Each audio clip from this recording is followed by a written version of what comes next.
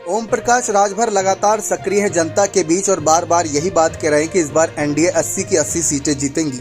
लेकिन अगर आज से करीब 2-3 महीने पहले के इनके बयान देखे जाएं तो ये दावा करते थे कि अगर विपक्षी दलों में मायावती, सोनिया गांधी, नीतीश, लालू, शरद पवार सब साथ आ जाएं तो उत्तर प्रदेश में भाजपा का सुपड़ा साफ करके उनको 5-15 सीटों पर रोका जा सकता है।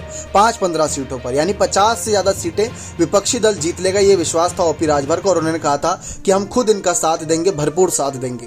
अब हालात बदल चुके हैं, ओपी राजभर के भी सुर बदल चुके हैं और ओपी राजभर के सुर समय समय के साथ बदलते रहते हैं। लेकिन कयास इस बात के लगाए जा रहे हैं कि ओम प्रकाश राजभर मंत्री ना बनाए जाने की वजह से कहीं ना कहीं नाराज हैं और जो गाजीपुर सीट पर उपचुनाव की स्थिति बननी थी अब वो भी नहीं बनती नजर आ रही। तो ओपी राजभर का एनडीए के साथ गठबंधन करना उतना कारगर साबित होता नजर नहीं आ रहा है, ना ही ओपी राजभर के लिए और ना ही भाजपा के लिए, क्योंकि भाजपा घोषित सीट भी हार गई। उम्मीद थी कि राजभर के आने से थोड़ी उम्मीदें बढ़ेंगी, दारा सिंह चौहान भी उनके साथ थे, लेकिन ऐसा कुछ नहीं हुआ। अब शिवपाल यादव पर सबकी नजरें हैं क्योंकि अखिलेश यादव और राजभर के बीच जो मतभेद हुए थे आजमगढ़ उपचुनाव के बाद आप सभी ने देखा ही था।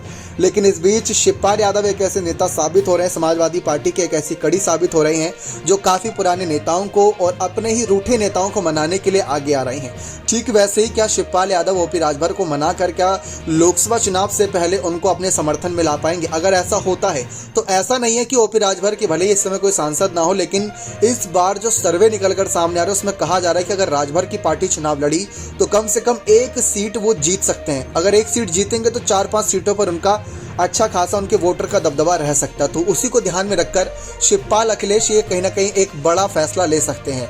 लेकिन फिलहाल तो अभी ऐसा कोई रणनीति नजर नहीं आ रहा, बल्कि एक दूसरे के खिलाफ ही नजर आ रहे हैं। एक तरफ ओपी राजभर चाचा शिवपाल को कहते हैं कि उन्होंने ना जाने कितने बड़े बड़े वादे किए थे जब परसपा में थे, लेकिन सपा के साथ आकर अपने ही वादे भूल गए। और दूसरी तरफ शिवपाल यादव ओपी राजभर को कहते हैं ये बड़े हल्के नेता हैं, इनकी बातों पर विश्वास नहीं करना चाहिए। तो ये बयानबाजी दोनों के बीच चल रही है। लेकिन इस बीच चर्चा ये है कि बीजेपी से थोड़ी बहुत कहीं ना कहीं जब उम्मीदें थी वो उम्मीदों पर अब पानी फिर चुका है, तो उसके बावजूद भी ओपी राजभर के कदम पर सबकी निगाहें टिकी हुई हैं। बने रहे चैनल के साथ, बहुत बहुत धन्यवाद।